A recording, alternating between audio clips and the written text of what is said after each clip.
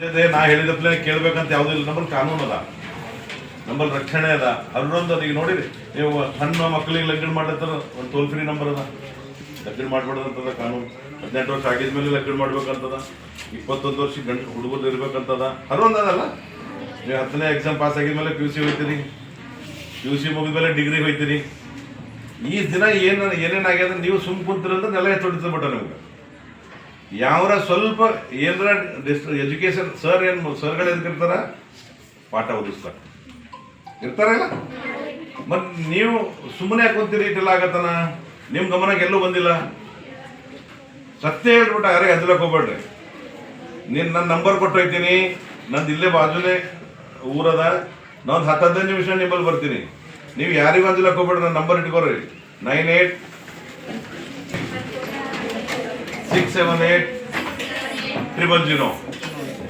ಒಂದ್ಸಲ ನನ್ನ ನಂಬರ್ ನೋಡಿದ್ರಿಲ್ಲ, ನೀವು ಬರ್ಕೋಬೋದೇ ಹತ್ತಲ್ಲ. 98, ನನ್ನ ಹೆಸರು ಗುಂಡೂರು ರೆಡ್ಡಿ ಅಂತೇಳಿ. 9845678000 ಇಲ್ಲಿ ಬರೀತೀರಿ. ಈಗ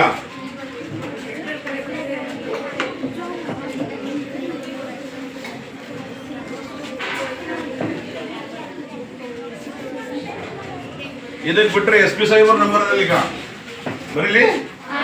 ಡಿಪಾರ್ಟ್ಮೆಂಟ್ ನಂಬರ್ ಈಗ 9480803401. SP ಸಾಹೇಬರ್ದು ಯಾರೇ ಇರಲಿ, ಯಾರಿದ್ರು SPನೇ ಇರ್ತಾರೆ, ಆ ನಂಬರ್ ಅವ್ರ ಬಳಿ ಇರ್ತದೆ. ಇಲ್ಲ ಸಬ್ ಇನ್ಸ್ಪೆಕ್ಟರ್ ನಂಬರ್ ಬೇಕಾದ್ರೆ ಇಲ್ಲಿ ಹತ್ತಿಲ್ಲ ಮಾಡಿಲ್ಲ ಅಂದ್ರೆ ನಿಮ್ಗೆ ಡೈರೆಕ್ಟ್ SP ಅವರೇ ನಂಬರ್ ಕೊಟ್ಟಿನ. ನಿಮ್ಗೆ ಎಲ್ಲರ ನಿಮ್ಮ ಮೇಲೆ ದಬ್ಬಳಿಕೆ ಆಯಿತು, ನಿಮ್ಗೆ ಏನಾರ ಟಾರ್ಚರ್ ಇತ್ತು, ನಿಮ್ದೊಂದು ಯಾವುದೋ ಟೋಲ್ ಫ್ರೀ ಮಹಿಳಾ ಸಹಾಯವಾಣಿಗೆ ಒಂದು ನಂಬರ್ ಅದ, ಹೆಲ್ಪ್ ಲೈನ್ ಅದಲ್ಲ. ಅದು ಏನದ 19. ಹಾಂ, ಅವೆಲ್ಲ ನಂಬರ್ ಇಟ್ಕೋಬೇಕು. ನೀವು ನನಗೆ ಮಾಡಿದ್ರೆ ನಾ ಯಾರು ಮಾಡಿದ್ರೆ ಅಂತ ಯಾರಿಗೂ ಹೇಳಲ್ಲ. ಯಾವ ತಪ್ಪಿರ್ತಾವ ಅವ್ರಿಗೆ ನಾವು ಬಿಡೋದು.